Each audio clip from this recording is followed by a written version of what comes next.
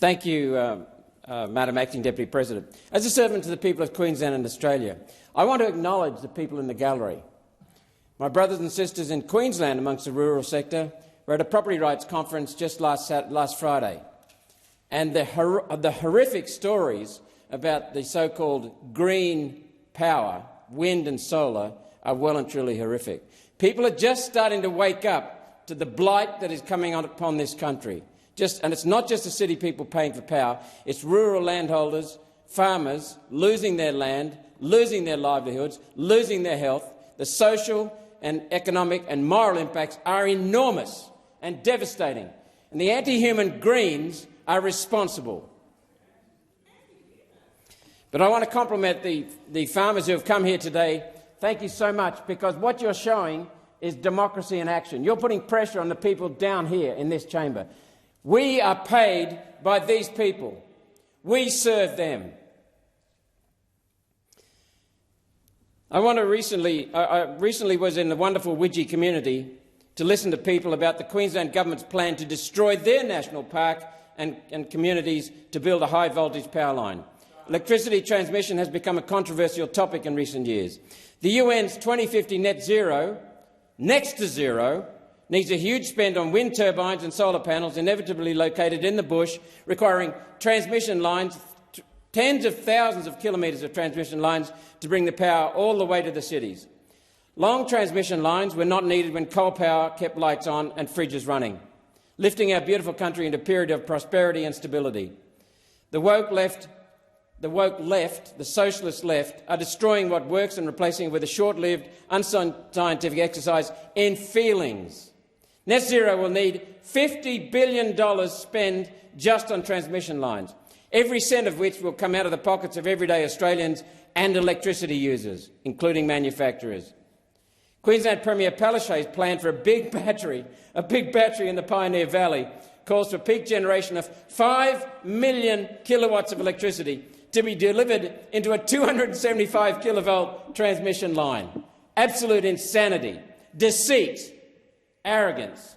Premier, where's the costing on the several thousand kilometres of additional lines necessary to carry that amount of power into the grid without melting the wires?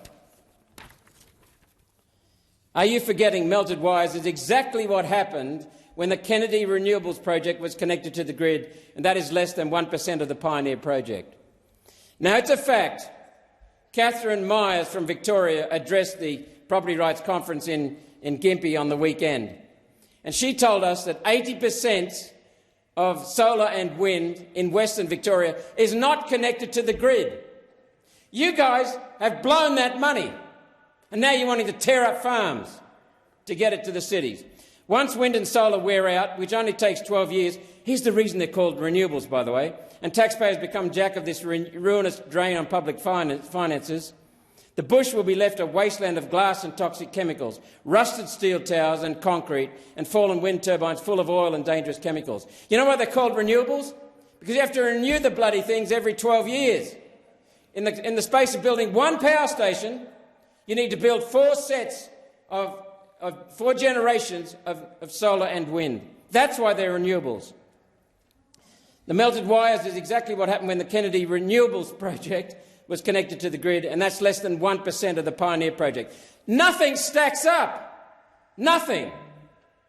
Their owners are Bahamas shelf companies and Chinese shelf companies with no intention of remediating this inevitable environmental disaster. Who will be left with the legacy of blown toxic panels and wind turbines? You will be. That's why we need this inquiry, to explore this issue. One Nation stands opposed to green vandalism underway in rural Australians' backyards, just so that wealthy, ignorant and uncaring inner-city anti-human Greens and Teals can feel better about their inhuman energy consumption myths. Madam Acting Deputy President, why do the Greens hate nature? Let's look at their track record. Chopping down trees to make way for steel and fiberglass monuments to the sky god of warming. Celebrated with the religious fervour of people who think themselves too clever for religion. Tens of thousands of hectares cleared, devastated for electricity interconnector easements, a permanent scar across the landscape for no reason. The seabed marked with 2 new interconnectors to get hydropower from Tasmania to energy-deficient Victoria. Suicide is what's going on with the Victorian government. They're suiciding their state. Productive farmland and native grasses covered in a carpet of glass and silicon reflectors. The sea is supposed to shine, not the countryside. Productive land dug up as a graveyard for expired wind turbine blades. Strip mining of the seabed for rare earth minerals to make EVs and big batteries. Beautiful natural lakes in China polluted with toxic chemical runoff from processing of rare earths. Environmental vandalism, to which the Greens look the other way because ignoring environmental standards is essential to bring the price of solar down so they can claim the price of solar is falling. This is the stuff that comes out of the south end of a northbound bull.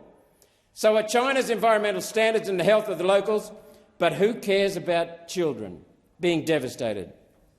Our beautiful bird life sliced and diced in wind turbines across the country. If oil was the culprit, they would never shut up about birds. But wind turbines, shh, no one mentioned the dead birds. Through you, Madam Acting Deputy President, let me make this offer to the Greens. Come camping with me.